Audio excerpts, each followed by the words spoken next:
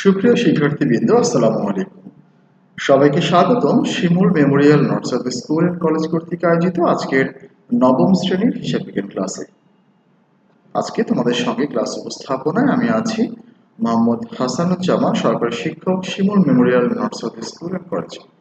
প্রিয় শিক্ষার্থীরা, আশা করছি করোনাকালীন সংকটকালে তোমরা বাসায় অবস্থান করছো। স্বাস্থ্যবিধি এবং সরকার কর্তৃক যে বিধিনিষেধগুলো আছে সেগুলো তোমরা মেনে চলছো। নিয়মিতভাবে আমাদের যে অনলাইন ক্লাস কার্যক্রম পরিচালিত হচ্ছে সেই ক্লাসের সঙ্গে তোমরা যুক্ত থেকে তোমাদের পাঠ কার্যক্রম চালিয়ে যাচ্ছ। তারই ধারাবাহিকতায় আজকে তোমাদের সঙ্গে আবারও দেখা। আসো আমরা প্রথমে দেখে নিই আজকের ক্লাসে তোমরা কি জানতে এবং শিখতে পারবে।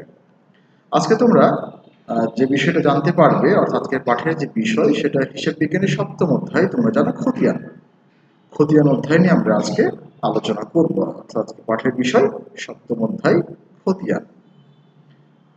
পাঠের বিষয়টা দেখলাম, এবার আমরা দেখবো আজকের পাঠের বিষয় থেকে তোমরা শিক্ষার্থীরা কি জানতে এবং শিখতে পারবে। আজকের পাঠ শেষে তোমরা শিক্ষার্থীরা খতিয়ান সম্পর্কিত একটা অঙ্ক সমাধান করতে পারবে।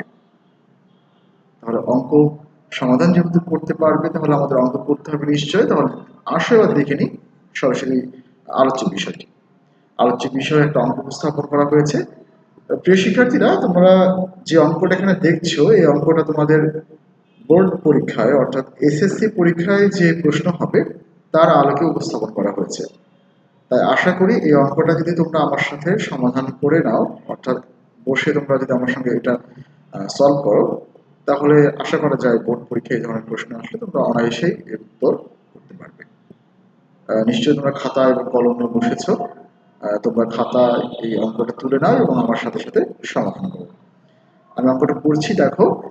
আদনান অ্যান্ড সন্স 3,50,000 টাকা ব্যাংক জমা নিয়ে 1 এপ্রিল 2019 তারিখে ব্যবসা শুরু করেন। উক্ত মাসে তার ব্যবসায় লেনদেনগুলো নিম্নরূপ: এপ্রিল 7 তারিখ রহমান ট্রেডার্স থেকে চেকে পণ্য ক্রয় 28,000 টাকা। এপ্রিল 12 তারিখে অফিস ভাড়া প্রদান 21,000 টাকা। এপ্রিল 18 তারিখে কম্পিউটার ক্রয় করা হলো 40,000 টাকা। এপ্রিল 22 তারিখে মালিক কর্তৃক পণ্য উত্তোলন 12,000 টাকা। এপ্রিল 27 তারিখে বকেয়া বেতন 14,000 টাকা এবং এপ্রিল 30 তারিখে অফিসের জন্য প্রিন্টার মেশিন ক্রয় 25,000 টাকা।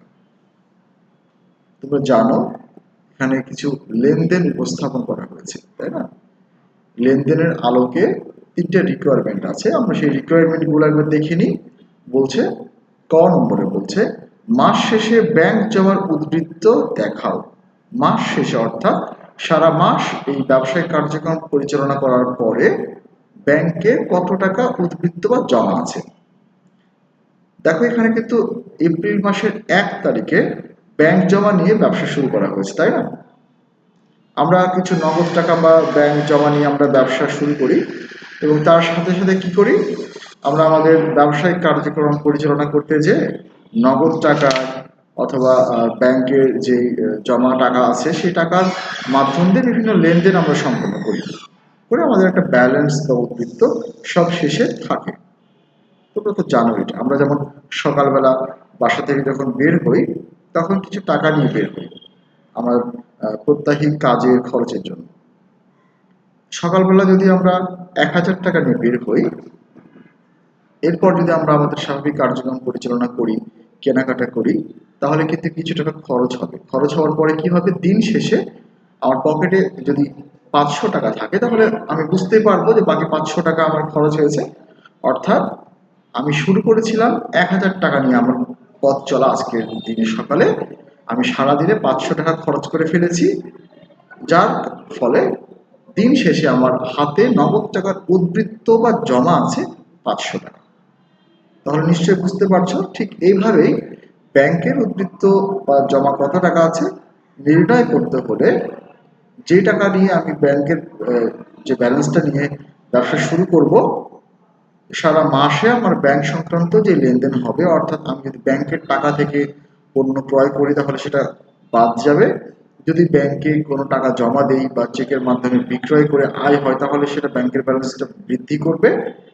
এই ধরনের লেনদেন যা ব্যাংকের ব্যালেন্সকে বাড়াবে বা কমাবে, এই লেনদেনগুলোকে যোগ এবং বিয়োগ করে আমি দেখব মাস শেষে আমার উদ্বৃত্ত কত টাকা থাকছে। আমরা এই পদ্ধতি অবলম্বন করে ক নম্বর রিকোয়ারমেন্টটা সমাধান করে ফেলব।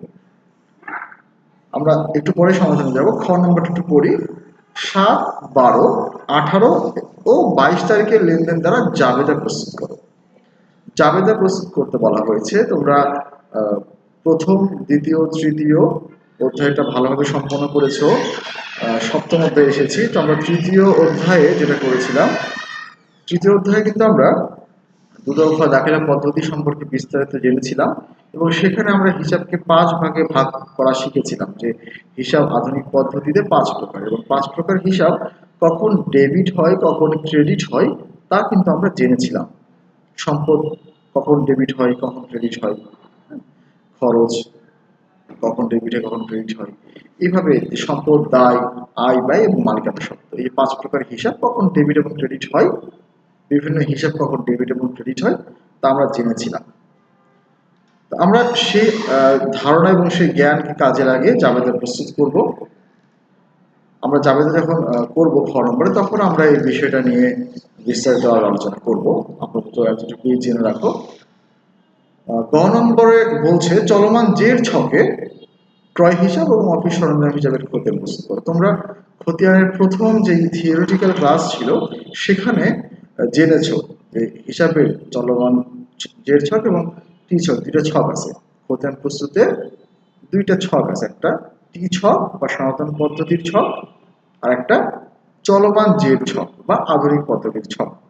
এখানে উল্লেখ যেহেতু করেই দিয়েছে চলমান জের ছক প্রস্তুত করতে হবে, সেজন্য আমরা এই ছকে অবলম্বন করব এবং উল্লেখ করে দিয়েছে দেখো যে ক্রয় হিসাব এবং অফিস সরঞ্জাম হিসাব প্রস্তুত করতে হবে।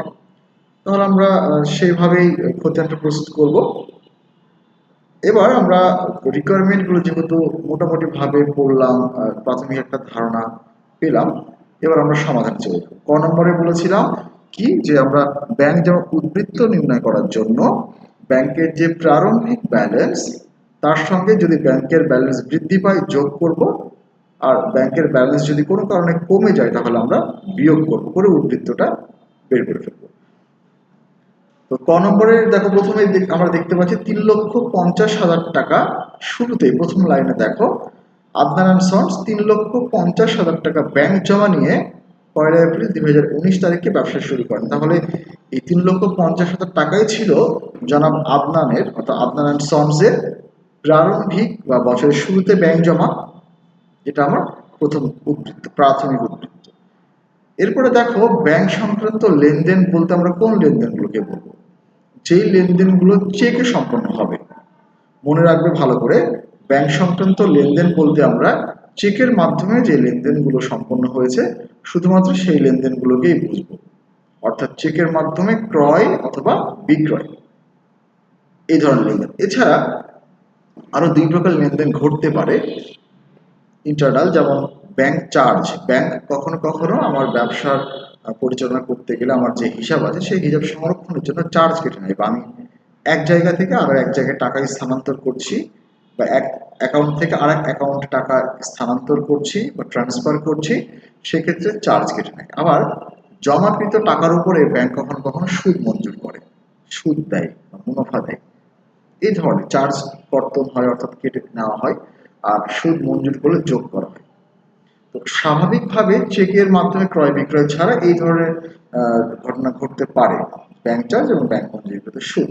তাহলে আমরা বুঝে নেব যে এই কথাগুলো উল্লেখ থাকলে এটা ব্যাংক সংক্রান্ত লেনদেন, সেইভাবে আমরা যোগ বা বিয়োগ করবো। এই পুরো অঙ্কের মধ্যে শুধুমাত্র এক জায়গাতেই চেকের মাধ্যমে লেনদেন হয়েছে, তোমরা নিশ্চয় আইডেন্টিফাই করতে পেরেছ। 7 নম্বর, তাই না? 7 তারিখ, এপ্রিলের 7 তারিখে বলেছে রহমান ট্রেডার্স থেকে চেকে পণ্য ক্রয় 28,000 টাকা। তুমি যখন চেকের মাধ্যমে কারো কাছ থেকে তোমার প্রতিষ্ঠানের জন্য পণ্য দ্রব্য ক্রয় করবে, তখন অবশ্যই তোমার ব্যাংকের ব্যালেন্স কমে যাবে। যে পরিমাণ টাকা জমা ছিল পণ্য কেনার ফলে ব্যাংকের ব্যালেন্স কি কমে যাবে না? চেক লেখার ফলে কি ব্যাংক থেকে টাকা উঠিয়ে নিয়ে ব্যাংকের ব্যালেন্স কমবে না? অবশ্যই কমবে। তাহলে আমরা উদ্বৃত্ত যদি বের করতে চাই বা নির্ণয় করতে চাই, তাহলে আমার যে প্রারম্ভিক জমা 3,50,000 টাকা, সেখান থেকে আমার যে খরচ অর্থাৎ পণ্য ক্রয়, সেটি আমরা বাদ দিয়ে দিই। বাদ দিলেই পেয়ে যাব আমরা আমার ব্যাংক জমার উদ্বৃত্ত। আমরা করে ফেলি। দেখো, আমরা প্রথমে লিখলাম মাস শেষে ব্যাংক জমার উদ্বৃত্তের পরিমাণ নির্ণয়, অবশ্যই লিখতে হবে যেটা নির্ণয় করছো। এরপরে ছকের নিয়মটা অনেকটা আগের মতোই, তারিখ, বিবরণ, বিস্তারিত টাকা, পরিমাণ টাকা। তারিখের ঘরে যেই তারিখের লেনদেন হচ্ছে, যেই তারিখে লেনদেন সম্পন্ন হয়েছে সেই তারিখ বসাবো, আর বিবরণের ঘরে বিস্তারিত লিখবো যে আসলে এই লেনদেনটাকে আমরা কেন এভাবে লিখছি, এই বিবরণটা লিখবো। আর বিস্তারিত টাকার ঘরে আমার যদি যোগ বা বিয়োগ করতে হয়, সেক্ষেত্রে আমরা যোগ বিয়োগের কাজটা বিস্তারিত টাকার ঘরে করব। আর যোগ বিয়োগ করার পর যে ফাইনাল ব্যালেন্স বা সর্বশেষ যে উদ্বৃত্ত, সেটিকে আমরা পরিমাণ টাকার ঘরে লিখে ফেলব। তাহলে দেখো, 2019 সালের এপ্রিল 1 তারিখে ব্যাংক জমা নিয়ে ব্যবসা শুরু করা হয়েছিল, 3,50,000 লিখে ফেলেছি। এবং সেখান থেকে দেখো 7 তারিখে, এপ্রিল 7 তারিখে চেকের মাধ্যমে, চেকে পণ্য ক্রয় 28,000 টাকা বাদ দেওয়া হয়েছে। 3,50,000 থেকে 28,000 টাকা বাদ দিলে হয় 3,22,000 টাকা। এটি হলো আমার মাস শেষে ব্যাংক জমার উদ্বৃত্ত। নিশ্চয়ই তোমরা বুঝতে পেরেছো এবং এই অঙ্কটা সহজে সমাধান করতে পেরেছো। তাহলে এবার আমরা চলে যাব খ নম্বর রিকোয়ারমেন্টে। খ নম্বরে কি বলেছে? জাবেদা প্রস্তুত করো। জাবেদাটা কি, তাই না? জাবেদা হচ্ছে প্রাথমিক বই, হিসাবের প্রাথমিক বই। তোমরা জানো যে একটা লেনদেন যখন সম্পন্ন হয়, যখন আমরা একটা ঘটনাকে অর্থ দ্বারা পরিমাপ করতে পারি, তখন তাকে আমরা লেনদেন বলি, তাই না? তোমাকে তোমার একটা বন্ধু একটা কলম গিফট করলো, তোমার একটা বান্ধবী তোমাকে কলম গিফট করলো, সেটি কিন্তু তোমার কলমের প্রয়োজনীয়তাটা পূরণ করছে। আবার ঠিক একইভাবে তুমি যদি দোকান থেকে ক্রয় করো, তাহলে সেই ক্ষেত্রে কিন্তু তোমার কলমের প্রয়োজনীয়তাটা পূরণ করছে। কিন্তু দুই প্রেক্ষাপট কি এক? না, এক না। একটা ক্ষেত্রে তুমি টাকা প্রদান করছো, টাকা দিচ্ছ, আর আরেক ক্ষেত্রে তুমি কি করছো? টাকা প্রদান করছো না, টাকা প্রদান করছো না। তাহলে কোনটাকে লেনদেন বলবো, কোনটাকে লেনদেন বলবো না? কোন ঘটনাকে আমরা বলবো লেনদেন, কোন ঘটনাকে বলবো লেনদেন নয়? এই যে তোমার বন্ধু বা বান্ধবী তোমাকে একটা কলম গিফট করলো, এটা একটা ঘটনা, এটা লেনদেন নয়। কারণ বন্ধুত্বর জায়গা থেকে তোমাকে একটা কলম গিফট করেছে। বন্ধুত্ব কি টাকা দিয়ে মূল্যায়ন করা যায়? বন্ধুত্বকে তুমি কি টাকা দিয়ে মূল্যায়ন করতে পারবে? কখনোই পারবে না। কিন্তু দোকান থেকে যখন তুমি একটা কলম ক্রয় করেছো, সেই কলমের দাম নিয়েছে 5 টাকা বা 10 টাকা বা আরো বেশি দাম হতে পারে। সেখানে কিন্তু দোকানদার বা যে কোম্পানির কলম তুমি কিনেছো, তারা কিন্তু একটা মূল্য নির্ধারণ করে দিয়েছে। তুমি যে কলমটা কিনছো, তুমি যে কলমটা ব্যবহার করবে, সেই কলমের দাম 10 টাকা বা 5 টাকা বা 15 টাকা বা 20 টাকা, যেটাই এইটা। তো এই ধরনের ঘটনাকে বলবো আমরা লেনদেন। অর্থাৎ অর্থ দ্বারা যদি কোনো ঘটনাকে পরিমাপ করা যায়, তবেই তাকে ব্যবসার ভাষায় লেনদেন বলবো। তো লেনদেন আইডেন্টিফাই করার পর তো এটাকে লিখে রাখা দরকার, তাই না? যে আমি এই ধরনের কাজ করেছি, এই কাজের জন্য আমার প্রতিষ্ঠানের টাকা খরচ হয়েছে, বা আরো কিছু ঘটনা, এই ঘটনার জন্য বা এই লেনদেনের কারণে আমার প্রতিষ্ঠানে নগদ টাকা বেড়েছে, বৃদ্ধি পেয়েছে, আছে না? নগদ টাকা বাড়বে, কমবে, এই ঘটনাগুলো তো ব্যবসা প্রতিষ্ঠানে ঘটবে। এই যে হ্রাস বৃদ্ধির ঘটনা বা যে লেনদেনগুলো সম্পন্ন হচ্ছে বিভিন্ন পক্ষের সাথে, এই লেনদেনগুলোকে লিখে রাখার জন্য যে লিখন পদ্ধতি প্রাথমিকভাবে, সেটি হচ্ছে জাবেদা। অর্থাৎ হিসাবের প্রাথমিক বই হচ্ছে জাবেদা। জাবেদার সুনির্দিষ্ট ছক রয়েছে। ছকটা কি আমরা দেখে নিই একবার। দেখো, এটা হচ্ছে ছক। প্রথমে তারিখ, এরপরে বিবরণ, ছোট্ট করে খতিয়ান পৃষ্ঠা, ডেবিট টাকা, ক্রেডিট টাকা। উপরে আমরা যে প্রতিষ্ঠানের অঙ্ক করছো তোমরা, সেই প্রতিষ্ঠানের নাম লিখতে হবে। যেহেতু এটা আদনান অ্যান্ড সন্স কোম্পানির অঙ্ক করছো, সেই জন্য আদনান অ্যান্ড সন্সের জাবেদা লিখেছি আমরা, ঠিক আছে? তারিখের ঘরে যেই যেই তারিখের লেনদেন এখানে জাবেদাভুক্ত করতে বলেছে, সেই সেই তারিখের আমরা সেই তারিখগুলো লিখবো। বিবরণের ঘরে কি করবো? দেখো, আমরা বিবরণের ঘরে যেটা করব সেটি হলো, আমরা একটা লেনদেনকে প্রথমে কি করব, দুইটা পক্ষে বিশ্লেষণ করব। যে যেই দুটো পক্ষের মধ্যে লেনদেন সম্পন্ন হয়েছে, এই দুটো পক্ষে বিশ্লেষণ করার পরে আমরা একটা পক্ষকে ডেবিট করব আর একটা পক্ষকে ক্রেডিট করব। ডেবিট করব কিভাবে? ওই যে হিসাবের যে 5 প্রকার, সেই 5 প্রকারের যে নিয়ম ছিল যে সম্পদ বৃদ্ধি পেলে ডেবিট, হ্রাস পেলে ক্রেডিট, এই যে হ্রাস এবং বৃদ্ধি, এই হ্রাস বৃদ্ধির উপর ভিত্তি করে ডেবিট ক্রেডিট করে লিখে রাখবো যে এটা ডেবিট এটা ক্রেডিট। এই কারণে এই হিসাবকে আমরা বৃদ্ধি করেছি আর এই কারণে এই হিসাবকে আমরা কমিয়ে দিয়েছি, ক্রেডিট করেছি। এই বিষয়টা আমরা লিখে রাখবো বিবরণ করে। টাকার উপরে তো যে ডেবিট টাকা ক্রেডিট টাকা, ডেবিট যে পরিমাণ টাকা দ্বারা করবো, ক্রেডিট তো অবশ্যই সম পরিমাণ টাকা দ্বারাই করতে হবে। তাহলে আমরা লেনদেনটা একটু দেখি। 7 তারিখে বলছে রহমান ট্রেডার্স থেকে চেকে পণ্য ক্রয়।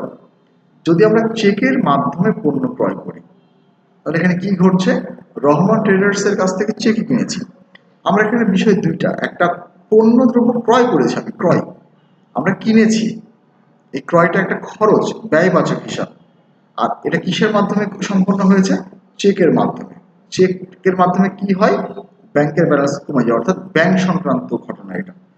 তাহলে আমরা এক কথায় বলতে পারি ক্রয় করেছি চেকের মাধ্যমে, অর্থাৎ ক্রয় একটা পক্ষ বা হিসাব আর চেকের মাধ্যমে অর্থাৎ ব্যাংক একটা পক্ষ বা হিসাব। ক্রয়টা কি ধরনের হিসাব? ব্যয়বাচক হিসাব। ক্রয় হচ্ছে খরচ বা ব্যয়বাচক হিসাব। ক্রয়ের ফলে ব্যয় বৃদ্ধি পেয়েছে।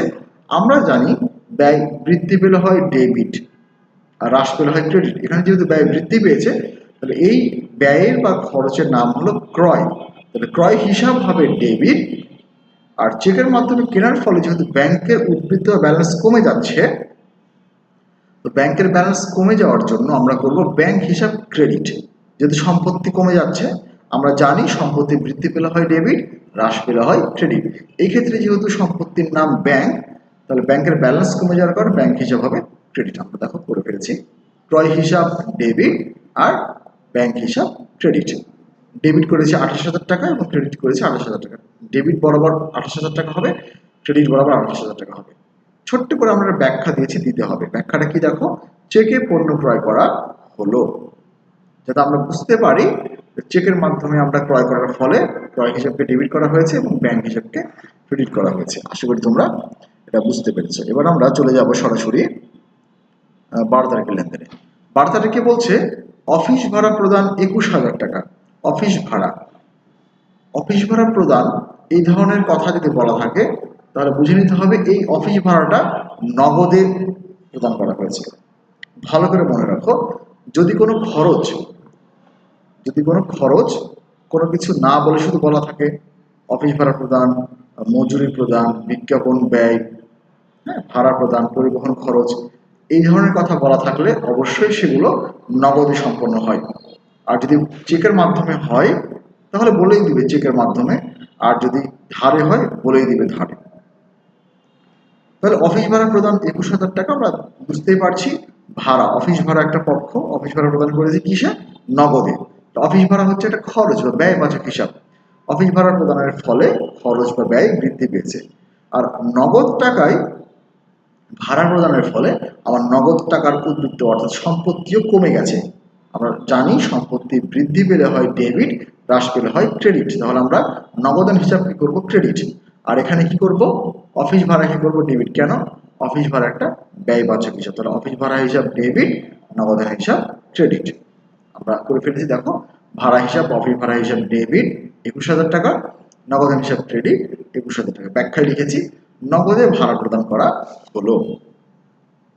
আশা করি এটাও বুঝতে পেরেছো এই লেনদেনটাও। আমরা এবার 18 তারিখের লেনদেনটা একটু দেখবো। বলছে কম্পিউটার ক্রয় করা হলো 40,000 টাকা। ভালো করে বুঝতে হবে এটা। আমরা 7 তারিখে, এপ্রিল 7 তারিখে দেখলাম যে রহমান ট্রেডার্স থেকে পণ্য ক্রয় করা হয়েছে 28,000 টাকা। আর এখানে বলছে কম্পিউটার ক্রয় করা হবে। তাহলে আমরা কি করব?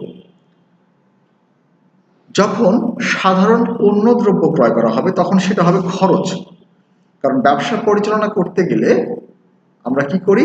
নিত্য নৈমিত্তিক প্রতিনিয়ত ছোটখাটো লেনদেন সম্পন্ন করি, ক্রয় করি, বিক্রয় করি, এই জন্য এগুলো খরচ। তবে আমরা যদি প্রতিষ্ঠানের জন্য একটা আসবাবপত্র কিনি, যেমন একটা সোফা সেট কিনলাম, একটা ফ্যান কিনলাম, বা একটা কম্পিউটার কিনলাম, একটা ল্যাপটপ কিনলাম, এই ধরনের ঘটনা যদি আমরা সম্পন্ন করি তাহলে সেক্ষেত্রে কি হবে? তখন সেই ক্ষেত্রে এগুলো কি আমার সম্পত্তি বলে গণ্য হবে, তাই না?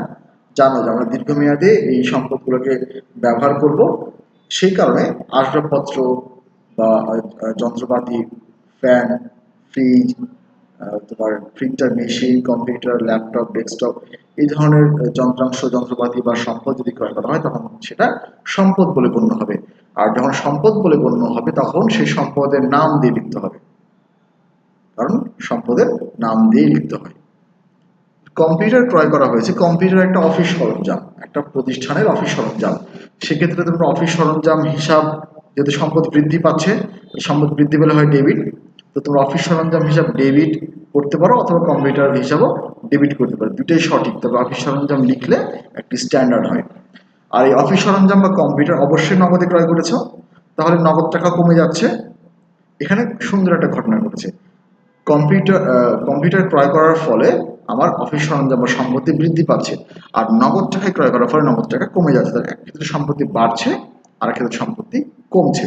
তাহলে আমরা কি করব, কম্পিউটার হিসাবকে করব ডেবিট আর নগদ দান হিসাবকে করব ক্রেডিট বা অফিস সরঞ্জাম। এই দেখো 8 তারিখ অফিস সরঞ্জাম হিসাব ডেবিট আর নগদ দান হিসাব ক্রেডিট। ব্যাখ্যাতে আমরা লিখে ফেলেছি নগদে কম্পিউটার ক্রয় করা হলে দেখো 40,000 আমরা লিখে ফেলেছি। সর্বশেষ লেনদেনটা আমরা দেখি, বলছে 22 তারিখে মালিক কর্তৃক পণ্য উত্তোলন। মনে রাখবে, মালিক প্রতিষ্ঠানের বিনিয়োগকারী হিসাবে কি করে, প্রতিষ্ঠান থেকে বিভিন্ন সুবিধা ভোগ করে থাকে। বিনিয়োগকারী হিসেবে, মূলধন বিনিয়োগকারী হিসেবে প্রতিষ্ঠান মালিকের কাছে দায়বদ্ধ। তবে প্রতিষ্ঠান যেহেতু তার নিজস্ব গতিতে এবং নিজস্ব সিলমোহরে পরিচালিত হয় এবং প্রতিষ্ঠানের অথেন্টিক হিসাব রাখার জন্য প্রতিষ্ঠানের প্রত্যেকটা আয় এবং ব্যয়ের খরচের হিসাব রক্ষা করতে হবে। তো মালিক যদি প্রতিষ্ঠান থেকে কোনো কিছু উত্তোলন করে নেয়, সেটা নগদ টাকা হতে পারে বা পণ্যদ্রব্য হতে পারে, সেক্ষেত্রে সে নগদ টাকা এবং পণ্য উত্তোলনের ফলে মালিকের স্বত্বাধিকার কমে যাবে এবং এই স্বত্বাধিকার কমাকে আমরা উত্তোলন হিসেবে লিখব। এখানে দেখো মালিক কর্তৃক যেহেতু পণ্য উত্তোলন করা হয়েছে, তাহলে যেহেতু স্বত্বাধিকার কমে গেলে উত্তোলন হিসাব আমরা করি ডেবিট, এই জন্য উত্তোলন একটা পক্ষ। আর পণ্য যেহেতু উত্তোলন করেছে, পণ্যটা কি করেছে, ক্রয়কৃত পণ্য কমে গেল না? ধরো তুমি প্রতিষ্ঠানে, তোমার প্রতিষ্ঠানটা ধরে নিলাম যে একটা সাবান প্রস্তুতকারী প্রতিষ্ঠান, তোমরা সাবান ক্রয় করো, করে বিক্রি করো। তো সেই ক্ষেত্রে সাবানের স্টক থেকে ক্রয়কৃত, ধরে নাও সাবানের ক্রয়কৃত স্টক থেকে যে স্টকটা তোমরা কিনেছো, সেই ক্রয়কৃত স্টক থেকে মালিক তার ব্যক্তিগত ব্যবহারের জন্য 100 পিস সাবান নিয়ে গেল। তো সেক্ষেত্রে তোমার ক্রয়কৃত সাবানের পরিমাণটা কমে যাবে না? ক্রয়ের পরিমাণ কমে যাবে না? কমবে। তো যার ফলে আমরা উত্তোলন হিসাব করবো এই ক্ষেত্রে ডেবিট, কারণ মালিকানা সত্ত্ব, ওই যে হিসাবের যে 5 প্রকার সম্পদ, দায়, আয়, ব্যয় এবং মালিকানা সত্ত্ব, মালিকানা সত্ত্ব হ্রাস পেলে বা কমে গেলে হয় ডেবিট আর বৃদ্ধি পেলে হয় ক্রেডিট। মূলধন আনয়ন করলে মালিকানা সত্ত্ব বাড়ে, উত্তোলন করলে বা টাকা উঠিয়ে নিলে মালিকানা সত্ত্ব কমে। এক্ষেত্রে কমেছে, এই জন্য আমরা উত্তোলন হিসাবকে করছি ডেবিট, অর্থাৎ মালিকানা সত্ত্ব হ্রাস পেলে ডেবিট হয়, উত্তোলন হিসাবকে করছি ডেবিট। আর কি করেছি, পণ্যদ্রব্য ক্রয়কৃত পণ্য উত্তোলন করেছি, তাহলে এখানে হবে ক্রয় হিসাব ক্রেডিট। দেখো আমরা লিখেছি 22 তারিখে উত্তোলন হিসাব ডেবিট 12,000 টাকা আর ক্রয় হিসাব ক্রেডিট 12,000 টাকা। ব্যাখ্যাতে লিখে ফেলেছি যে মালিক কর্তৃক পণ্য উত্তোলন করা হলো। এখানে আমরা কিন্তু বুঝতেই পারছি যে মালিক কর্তৃক পণ্য উত্তোলন করার ফলে আমার মালিকানা সত্ত্ব কমেছে, বিধায় উত্তোলন হিসাব ডেবিট হয়েছে। আসলে খ নম্বর যে সমাধানটা ছিল, সেই সমাধানটাও তোমরা বুঝতে পেরেছো। আমি চলে যাব গ নম্বরে। গ নম্বরে বলছে চলমান জের ছকে ক্রয় হিসাব অফিস সরঞ্জাম হিসাবে প্রস্তুত করো, খতিয়ান প্রস্তুত করো। আমরা আগে ছকটা বুঝে নিই, লিখে ফেলবো আদনান সন্স খতিয়ান, চলমান জের ছক, আমরা ক্রয় হিসাব এবং অফিস সরঞ্জাম হিসাবে লিখলাম। এক্ষেত্রে ঘরটা দেখে নাও, তারিখ, বিবরণ, জাবেদের বিষয়, ডেবিট টাকা, ক্রেডিট টাকা। আমরা তারিখের ঘরে যেই তারিখে লেনদেন হয়েছে সেই লেনদেনের তারিখটা লিখবো। বিবরণের ঘরে কি লিখবো আমরা পরে বলছি, ডেবিট ক্রেডিটের ঘরে কি লিখবো সেটা পরে বলছি, উদ্বৃত্তের ঘরে কি লিখবো সেটা আমরা পরে বলছি। প্রথমে ক্রয় হিসাব নিয়ে কাজ করি, অর্থাৎ ক্রয় সংক্রান্ত কি সম্পন্ন হয়েছে, ক্রয় সংক্রান্ত যে লেনদেনগুলো সম্পন্ন হয়েছে সেই লেনদেনগুলো দিয়ে আমরা ক্রয় হিসাবের খতিয়ান প্রস্তুত করব। আমরা 7 তারিখের লেনদেনে দেখতে পাচ্ছি রহমান ট্রেডার্স থেকে চেকে পণ্য ক্রয় করা হয়েছে। তো সেক্ষেত্রে আমরা কি জাবেদা করেছিলাম, ক্রয় হিসাব ডেবিট আর ব্যাংক হিসাব ক্রেডিট। তো খতিয়ানটা কি তোমরা জানো, জাবেদা থেকে খতিয়ানে পোস্টিং করতে হয়। তো সেই পোস্টিংটা আমরা স্থায়ী অর্থাৎ জাবেদা হচ্ছে প্রাথমিক বই, খতিয়ান হচ্ছে পাকাপোক্ত বা স্থায়ী বই, যেখানে স্থায়ীভাবে হিসাবকে সঠিকভাবে লিপিবদ্ধ করে রাখা হয়। তো ক্রয় হিসাব ডেবিট, ব্যাংক হিসাব ক্রেডিট মনে রাখো। এখন আমরা খতিয়ানে এই ক্রয় হিসাবের ঘরে কিভাবে লিখব? আমরা খতিয়ানে ক্রয় হিসাবের ঘরে লিখবো। দেখো প্রথম তারিখের ঘরে 2019 সালে আমরা এপ্রিল 7 তারিখ লিখলাম। ক্রয় হিসাব যেহেতু ডেবিট, সেক্ষেত্রে দেখো আমরা এখানে এই যে দেখো ক্রয় হিসাব যেহেতু আমরা ডেবিট করেছি, এই যে দেখো ক্রয় হিসাব ডেবিট, ডেবিটের ঘরে আমরা টাকাটা বসবো। যেহেতু ক্রয় হিসাব ডেবিট, সেই কারণে ক্রয় হিসাব আমরা ডেবিটের ঘরে টাকাটা বসিয়েছি, ঠিক আছে। আর বিবরণের ঘরে লিখব ঠিক তার বিপরীত হিসাব। ক্রয় হিসাবের বিপরীত হিসাব কি ছিল? ক্রয় হিসাবের বিপরীত হিসাব ছিল ব্যাংক হিসাব। এই দেখো ব্যাংক হিসাব লিখেছি, যাতে আমরা এক নজরে বুঝতে পারি যে আমরা ক্রয় হিসাবকে ডেবিট করা হয়েছে ব্যাংক হিসাব বাবদ, অর্থাৎ আমরা চেকের মাধ্যমে ব্যাংকের মাধ্যমে ক্রয় করেছি বিধায় আমার এখানে বিবরণের ঘরে ব্যাংক হিসাব লেখা হয়েছে, অর্থাৎ কোন পারপাসে আমার ক্রয় হিসাব ডেবিট হয়েছে এখানে লেখা হয়েছে। তাহলে বুঝতে পারছো তো ক্রয় হিসাবের ডেবিট অর্থাৎ ডেবিট ঘরে টাকাটা বসলো, আর বিবরণের ঘরে বসলো ঠিক তার বিপরীত হিসাব অর্থাৎ ব্যাংক হিসাব। 7 তারিখে আর কোনো লেনদেন নাই ক্রয় সংক্রান্ত, এই জন্য ডেবিটের যে টাকাটা ছিল সেটি হয়ে যাবে 7 তারিখের ক্রয় সংক্রান্ত উদ্বৃত্ত, অর্থাৎ 7 তারিখে আর কোনো লেনদেন সম্পন্ন হয়নি, তাহলে যা খরচ করেছি ক্রয় করে সেটাই আমার উদ্বৃত্ত, সেটাই লাস্ট ব্যালেন্স। এই জন্য দেখা যায় আমরা উদ্বৃত্ত করে 28,000 টাকা লিখে ফেলেছি, ঠিক আছে। এরপর আরেকটা লেনদেন আমরা দেখতে পাচ্ছি, মালিক কর্তৃক পণ্য উত্তোলন করা হয়েছে। মালিক কর্তৃক পণ্য উত্তোলন 12,000 টাকা। সেক্ষেত্রে আমরা জাবেদা করেছিলাম উত্তোলন হিসাব ডেবিট আর ক্রয় হিসাব ক্রেডিট। ক্রয় হিসাব যেহেতু ক্রেডিট, তাহলে ক্রয় হিসাবে দেখো ক্রেডিট দিকে টাকাটা বসেছে, ক্রয় হিসাবের ক্রেডিট দিকে টাকা বসেছে, আর বিবরণ ঘরে ঠিক তার বিপরীত হিসাব উত্তোলন হিসাব এপ্রিল 22 তারিখে। এপ্রিল 22 তারিখে আমরা ক্রয় হিসাবকে যেহেতু ক্রেডিট করেছি, যেন ক্রেডিটের ঘরে টাকাটা বসবে, আর এখানে উত্তোলন হিসাব অর্থাৎ তার বিপরীত হিসাবে করেছি আমরা ডেবিট। এখন তোমাদের মনে প্রশ্ন আসতে পারে কি ব্যাপার, এখানে ছিল 28,000, এখানে 16,000 কিভাবে হলো? কিভাবে হচ্ছে ভালো করে বুঝে নাও। ডেবিট উদ্বৃত্ত থাকলে ডেবিটের যোগ, অর্থাৎ ডেবিট উদ্বৃত্তের সাথে যদি ডেবিট দিকে টাকাটা বসে তাহলে যোগ হবে, আর যদি ক্রেডিট দিকে টাকাটা বসে তাহলে বিয়োগ হবে। ডেবিটে যোগ করে এখানে উদ্বৃত্ত বসে, আর ডেবিটে ক্রেডিটে বিয়োগ করে উদ্বৃত্ত বসে। তাহলে এখানে ছিল 28,000 টাকা, ক্রেডিট হয়েছে অর্থাৎ কমে গেছে 12,000 টাকা, তাহলে 28,000 টাকা থেকে 12,000 বাদ দিলে হয় 16,000 টাকা। এটি হচ্ছে বর্তমানে ক্রয়ের উদ্বৃত্ত। এইভাবে তোমরা করে ফেলতে পারো। এবার আমরা চলে যাব পরেরটা, অফিস সরঞ্জাম। অফিস সরঞ্জাম আমরা এখানে দেখতে পাচ্ছি দুইটা, একটা হচ্ছে কম্পিউটার ক্রয়, একটা 30 তারিখে প্রিন্টার মেশিন ক্রয়। 18 তারিখে কম্পিউটার ক্রয় আর 30 তারিখে প্রিন্টার মেশিন ক্রয়। 18 তারিখে জাবেদা কি ছিল? অফিস সরঞ্জাম হিসাব ডেবিট আর নগদান হিসাব ক্রেডিট। দেখো এই যে এপ্রিল 18 তারিখে অফিস সরঞ্জাম হিসাবের ডেবিট দিকে টাকাটা বসেছে, বিপরীত ঘরে বসেছে নগদান হিসাব। যেহেতু 18 তারিখে আর কোনো লেনদেন সম্পন্ন হয়নি, অর্থাৎ একই তারিখে তো একাধিক লেনদেন হতে পারে, তাই না? একই তারিখে অনেকজনের সাথে লেনদেন হতে পারে, কিন্তু আর কোনো লেনদেন বা আর কোনো কিছু তুমি 18 তারিখে কেনো নেই, এই জন্য এই 40,000 টাকাই হচ্ছে এখানকার ডেবিট উদ্বৃত্ত। এরপরে 30 তারিখে কি করা হয়েছিল? 30 তারিখে কেনা হয়েছিল প্রিন্টার মেশিন, যার মূল্য ছিল 25,000 টাকা। এক্ষেত্রেও জাবেদা হবে কত, কি হবে? অফিস সরঞ্জাম হিসাব ডেবিট, নগদান হিসাব ক্রেডিট। এই যে দেখো অফিস সরঞ্জাম হিসাব ডেবিট দিকে টাকাটা বসেছে 25,000, আর বিবরণ লেখা ঠিক তার বিপরীত হিসাব 30 তারিখে। ডেবিট উদ্বৃত্ত বা ব্যালেন্স ছিল 40,000, আর ডেবিটের দিকে আবার লিখেছি কত? 25। তাহলে এবার যোগ হবে 40 আর 25 যোগ করলে হয় 65,000 টাকা। 65,000 টাকাই হচ্ছে আমার সারা মাস শেষে অফিস সরঞ্জামের উদ্বৃত্ত বা ব্যালেন্স, অর্থাৎ সর্বমোট 65,000 টাকার আমরা অফিস সরঞ্জাম ক্রয় করেছি। আশা করি এই গণনাটা বুঝতে পেরেছ। তো প্রিয় শিক্ষার্থীরা, আমরা যে অঙ্কটা দেখলাম শুরু থেকে নিয়ে আলোচনা করলাম, দীর্ঘ আলোচনা করলাম, তার আলোকে কিন্তু আমরা ক, খ, গ এই 3টা রিকোয়ারমেন্ট সম্পন্ন করেছি। আশা করি 3টা রিকোয়ারমেন্ট তোমরা সঠিকভাবে সুন্দরভাবে খাতায় তুলে নিয়েছো এবং বুঝতে পেরেছো। যদি কোনো ঘাটতি থেকে থাকে তাহলে অবশ্যই এই সলভটা অর্থাৎ সমাধানটা আর একবার তোমরা আলোচ্য বিষয়ের অঙ্ক শুধু মিলিয়ে দেখে নিবে। আর যদি কোনো সমস্যা হয়ে থাকে তাহলে অবশ্যই আমাদের সঙ্গে প্রপার ওয়েতে কন্ট্যাক্ট করবে।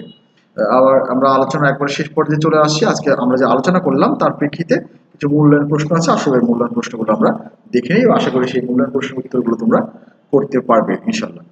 ক্রয়, বেতন, মজুরি কোন ধরনের হিসাব? এগুলো হচ্ছে ব্যয়বাচক হিসাব, তাই আমরা জানি ক্রয়, বেতন, মজুরি এগুলো খরচ বা ব্যয়বাচক হিসাব। পণ্য উত্তোলনের জাবেদাকে আমরা করলাম, পণ্য উত্তোলন জাবেদা, উত্তোলন হিসাব ডেবিট, ক্রয় হিসাব ক্রেডিট। বকেয়া বেতন, বকেয়া ভাড়া কি ধরনের হিসাব? যে কোনো খরচ যদি বকেয়া থাকে তাহলে সেটা দায়বদ্ধতার সৃষ্টি করে। তাহলে বকেয়া বেতন, বকেয়া ভাড়া দায়বাচক হিসাব। এরপরে অগ্রিম মজুরি কি ধরনের হিসাব? অগ্রিম মজুরি যদি প্রদান করা হয় তাহলে এটা সম্পদ বলে গণ্য হয়। অগ্রিম মজুরি সম্পত্তি বা সম্পদবাচক হিসাব। আসলে মূল্যায়নের প্রশ্ন যেগুলো ছিল তার উত্তর তোমরা সঠিকভাবে সম্পন্ন করতে পেরেছো। তো প্রিয় শিক্ষার্থীরা, আগামী দিন কি আছে তোমাদের জন্য দেখো। আগামী দিন যে অধ্যায়টা আলোচনা করা হলো সপ্তম অধ্যায় খতিয়ান, এই খতিয়ানের অঙ্কের আলোকে একটা অঙ্কের উপর তোমাদের টপলেস নেওয়া হবে। এই অধ্যায়টা তোমরা বাসায় ভালোভাবে চর্চা করবে যাতে টপলেসটা সুন্দরভাবে বাসায় তোমরা প্র্যাকটিস করতে পারো এবং দিতে পারো। তো প্রিয় শিক্ষার্থীরা, আজকে এই ক্লাস প্রায় শেষ পর্যায়ে। তোমাদের সঙ্গে আবারও ইনশাআল্লাহ পরবর্তী ক্লাসে দেখা হবে। সে পর্যন্ত তোমরা সবাই সুস্থ থাকবে, ভালো থাকবে, নিরাপদে থাকবে, বাসা অবস্থান করবে, সৃষ্টিকর্তার কাছে প্রার্থনা করবে এই প্যান্ডামিক থেকে যেন আমরা খুব অল্প সময়ে স্বাভাবিক জীবনে ফিরে যেতে পারি এবং তোমাদের সঙ্গে আবার ক্লাসে বসে পাঠ কার্যক্রম সম্পন্ন করতে পারি।